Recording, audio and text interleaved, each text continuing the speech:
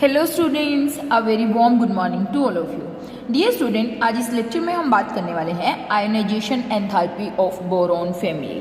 तो dear student, सबसे पहले अगर हम बात करें व्हाट इज आयोनाइजेशन एंथैल्पी या आयोनाइजेशन एनर्जी, ये हमें मालूम है कि जब हम किसी भी एटम से, और बेसिकली अगर हम बात करें किसी भी गैसियस आइसोलेटेड एटम से सबसे loosely bound electron, for example हम यहाँ पे बात करें देयर आर वेरियस शेल्स, यहाँ पे इलेक्ट्रॉन्स हैं, तो हम बात करें यहाँ पे ये जो लास्ट वाली शेल में इलेक्ट्रॉन्स हैं दैट आर लूजली बाउंड। इन लूजली बाउंड इलेक्ट्रॉन को निकालने के लिए यहाँ से जो अमाउंट ऑफ हीट या एनर्जी आप इसको प्रोवाइड करोगे that energy is known as ionisation enthalpy. Means what is ionisation enthalpy? It is the amount of energy required to remove the most loosely bounded electron from an isolated gaseous atom so that it convert into a cation. For example अगर मैं sodium की ही बात कर लेती हूँ, sodium में से एक इलेक्ट्रॉन को हटाने के लिए जितनी अमाउंट ऑफ एनर्जी मैंने इसको दी होगी that amount of heat energy is known as ionisation enthalpy. ठीक है, तो सिमिलरली यहाँ पर भी हम बात करने वाले हैं ionisation enthalpy of boron family. अगर बेटा पहली बात, अगर हम इसको कंपेयर करें आयोनाइजेशन बोरोन फैमिली की आयोनाइजेशन एंथैल्पी को अगर हम कंपेयर करें किससे, इससे प्रीवियस आप मान सकते हो ग्रुप से, यानी कि ग्रुप आप मान सकते हो सेकंड ग्रुप। ठीक है ना, बीच में तो हमारा डी ब्लॉक आ गया, उसके जस्ट बाद हमारा कौन सा आता है 13 ग्रुप, है ना 13 ग्रुप। तो 13 ग्रुप की अगर आप कंपैरिजन करें किससे, अल्केलाइन अर्थ मेटल से, तो अगर अल्केलाइन अर्थ मेटल का जनरल इलेक्ट्रॉनिक कॉन्फ़िगरेशन देखें आप, तो जनरल इलेक्ट्रॉनिक कॉन्फ़िगरेशन क्या होता है, यहाँ पे नोबल गैस और वैलेंस शेल में जो लास्ट शेल होती है उसमें कितने इलेक्ट्रॉन होते हैं, 2 इलेक्ट्रॉन होते हैं। एज वेल एज हमें मालूम है, अगर मैं पेनिट्रेशन पावर की बात करूँ, एस की पेनिट्रेशन सबसे ज़्यादा, फिर पी की, देन डी की, देन किसकी होती है, एफ की। इसका मतलब S orbital are more penetrated toward the nucleus, then P and P is more penetrated than D and then D is more penetrated than F. It's mean that अगर मुझे S से electron हटाना है तो मुझे ह्यूज अमाउंट ऑफ एनर्जी चाहिए, और ऊपर से स्टेबल भी है एंड S फुली फील्ड भी है। तो दैट इज वाई जब आप इलेक्ट्रॉन्स निकालते हो किस में से, बेरिलियम मैग्नीशियम वगैरह में से, तो हमें ज़्यादा अमाउंट ऑफ एनर्जी चाहिएगी। जबकि अगर आप इनके जनरल इलेक्ट्रॉनिक कॉन्फ़िगरेशन की बात करते हो तो इनका इलेक्ट्रॉनिक कॉन्फ़िगरेशन होता है NS2NP1, यहाँ पे नोबल गैस। तो definitely in this case we have to remove the electron from the P orbital. ठीक है, देखिए S से तो बाहर ही होता है P, तो सीधी सी बात हुई P का इलेक्ट्रॉन हटाना ज़्यादा आसान है बजाय कि किससे, S से इलेक्ट्रॉन हटाने से। और जैसे आप P से एक इलेक्ट्रॉन हटा देते हो तो ये भी क्या बन जाता है, स्टेबल इलेक्ट्रॉनिक कॉन्फ़िगरेशन अटेन कर लेता है। That is why group 13 element have more ionization enthalpy than the elements of group second। ठीक है, बेरिलियम मैग्नीशियम इनसे ज़्यादा होती है। ठीक है, now let we talk about the ionization enthalpy of boron family. तो बेटा यहाँ पे थोड़ी सी क्लैरिटी के लिए मैंने यहाँ पे कुछ डाटा ऑलरेडी लिखा हुआ है। फॉर एग्जांपल बोरोन की ionisation enthalpy 801 kilo joule, aluminium की 577, 579, 58 और 589। देखिए बेटा, जब हम बोरोन से एल्यूमिनियम पर जाते हैं तो साइज क्या करता है, इंक्रीज करता है, और जब साइज इंक्रीज करता है तो आयोनाइजेशन एंथैल्पी क्या करती है, डिक्रीज करती है, क्योंकि हमें मालूम है साइज के आयोनाइजेशन एंथैल्पी इनवर्सली प्रोपोर्शनल होती है। Smaller the size more will be the ionization enthalpy, larger the size less will be the ionization enthalpy. तो यूजुअली जब आप डाउन द ग्रुप जाते हो तो साइज बढ़ता है और आयोनाइजेशन एंथैल्पी घटती है। बट यहाँ पर आप देखिए कितनी एनामलस बिहेवियर हमें देखने को मिल रहे हैं। जब मैं यहाँ से यहाँ गई, गैलियम पे गई एल्यूमिनियम से, वैसे तो हमें मालूम है यहाँ पर साइज में भी एनामली है कि गैलियम का साइज एल्यूमिनियम के साइज से क्या होता है, छोटा होता है। ठीक है, लेकिन जब आप यहाँ पर गए तो आप देख रहे हो डाउन द ग्रुप जाने पर आयोनाइजेशन एंथैल्पी क्या हो रही है, इंक्रीज हो रही है।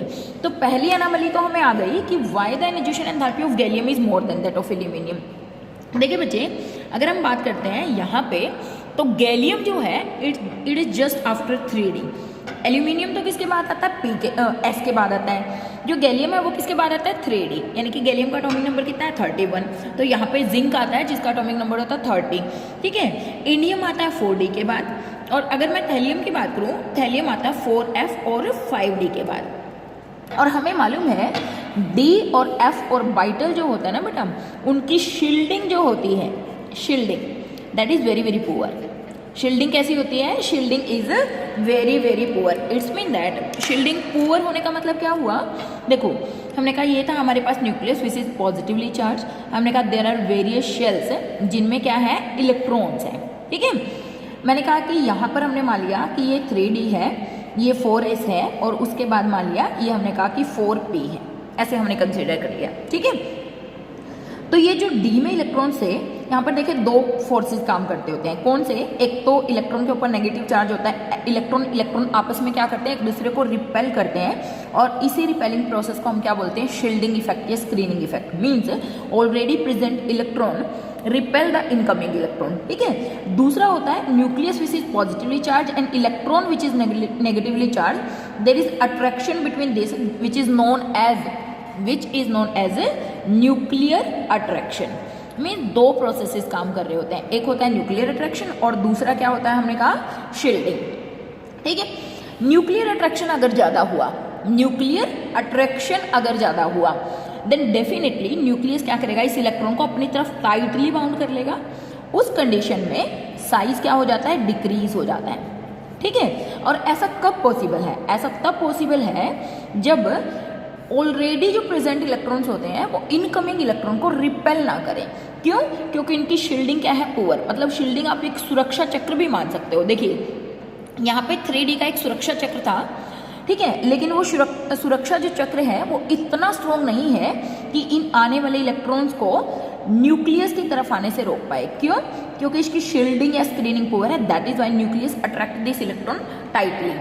दैट इज वाई, क्योंकि D के जस्ट बाद हमने कहा कि गैलियम आता है और इसमें 3D पहले भरा जाता है, और D की शील्डिंग के कारण न्यूक्लियस का अट्रैक्शन 4p के इलेक्ट्रॉन के लिए इतना ज़्यादा बढ़ गया कि अब मुझे इसको निकालने के लिए ज़्यादा एनर्जी देनी पड़ेगी। देन अब यहाँ पर आप मूव करते हो तो आयनाइजेशन एंथैल्पी फिर से क्या हो रही है, डिक्रीज हो रही है। फिर से आप नीचे मूव करते हो तो आप देखते हो आयनाइजेशन एंथैल्पी वापस क्या हो रही है, इंक्रीज हो रही है। Means there are very anomalies, there are many anomalies in this group. ठीक है, अब देखिए इंडियम की अगर हम बात करें, इंडियम 4D के बाद आता है और जो साइज है इंडियम का वो बड़ा होता है। That is why ionization enthalpy क्या हो गई, डिक्रीज हो गई। लेकिन अगर आप बात करते हो थैलियम की, थैलियम में पहले आता है 4F as well as 5D। तो अगर आप बात करें 4F की शील्डिंग तो हमने कहा और भी ज़्यादा पुअर होती है। इट्स मीन दैट ये क्या करेगा, हमारे पास जो 6S में या P में जो इलेक्ट्रॉन्स हैं उनको और ज़्यादा टाइटली बाउंड कर लेगा। That is why very large amount of energy is required. तो हम ये बोल सकते हैं यहाँ पर किसके कारण, due to poor shielding of F orbital electron.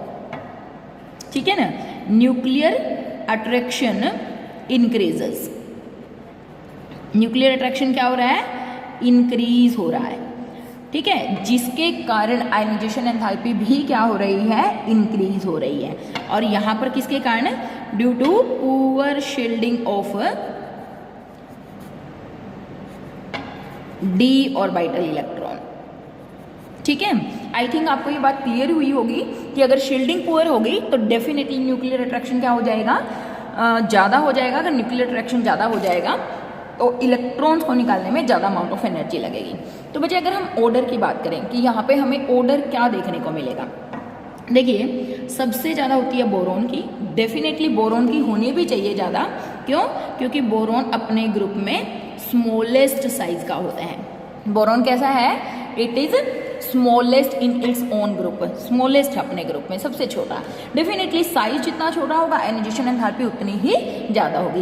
As well as इसका जो स्ट्रक्चर है, स्ट्रक्चर भी हम बात करें आइकोसाहेड्रल होता है ना, तो छोटा साइज होने के कारण tremendous amount of energy is required to remove the electron from boron. That is why it have very high ionization enthalpy. ठीक है, देन हम डाउन द ग्रुप जाते हैं तो हमने कहा साइज में भी एनामली है, तो that is why ionization enthalpy में भी एनामली है।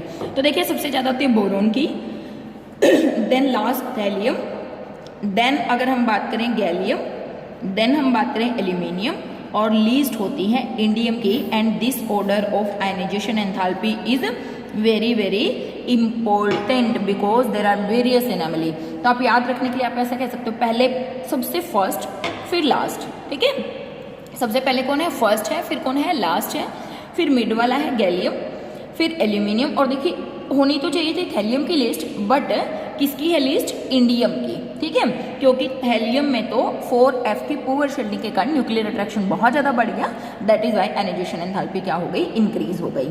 तो this is the main reason why there are various anomaly, क्योंकि जो बोरॉन फैमिली है वो जस्ट आफ्टर डी आप बोल सकते हो डी ब्लॉक आती है, तो दैट इज वाई यहाँ पे बहुत सारी एनोमलीज हमें देखने को मिलती हैं, ठीक है।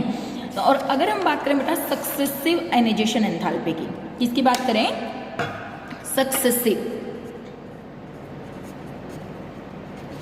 Successive ionization enthalpy, successive ionization enthalpy. देखिए सक्सेसिव आयनाइजेशन एंथैल्पी का सबको मालूम है। फॉर एग्जांपल मैंने बोरोन में से क्या किया? एक इलेक्ट्रॉन को हटा दिया, बोरोन को क्या बना दिया? +1। देन वापस मैंने एक और इलेक्ट्रॉन हटा दिया, इसको बना दिया +2। फिर से एक और इलेक्ट्रॉन हटा दिया, इसको बना दिया +3। तो इसको हम बोलेंगे फर्स्ट आयनाइजेशन एंथैल्पी, ठीक है।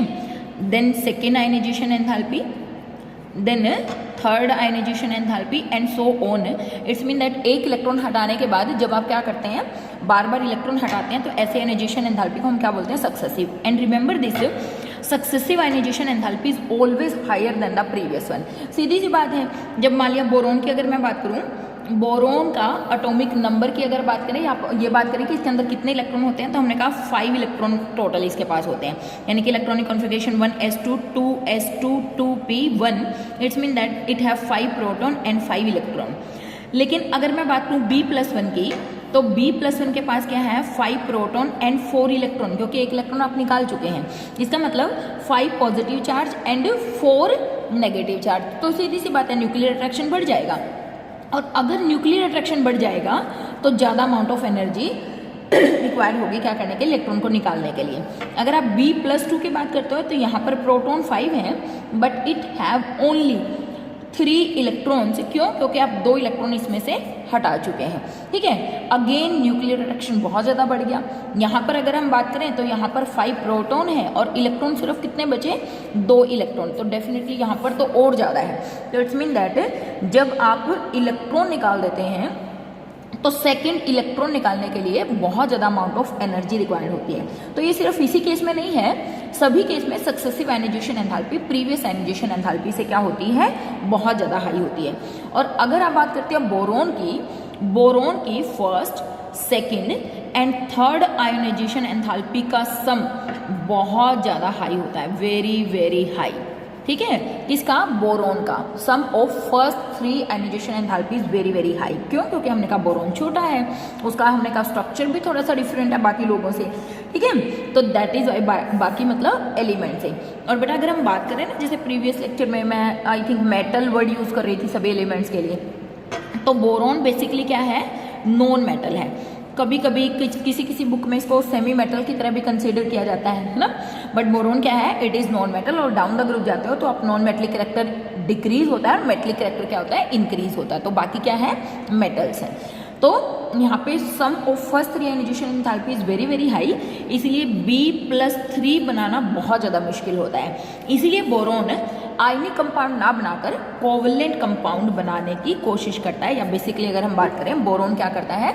कोवलेंट कंपाउंड बनाता है, because sum of first 3 ionization enthalpy for boron is very very high, ठीक है। तो नेक्स्ट प्रॉपर्टीज की बात करेंगे नेक्स्ट लेक्चर में। आई होप आपको आयनाइजेशन एंथैल्पी का कॉन्सेप्ट बोरोन फैमिली के लिए समझ आया होगा। यहाँ पर काफ़ी सारी एनोमलीज थी, तो दैट इज वाई ये जो ऑर्डर हमने लिखा है आयनाइजेशन एंथैल्पी का, that is boron, thallium, gallium, aluminium and helium, that is very very important. तो मिलेंगे नेक्स्ट लेक्चर में कुछ और प्रॉपर्टीज के साथ। Till then have a nice day बच्चों।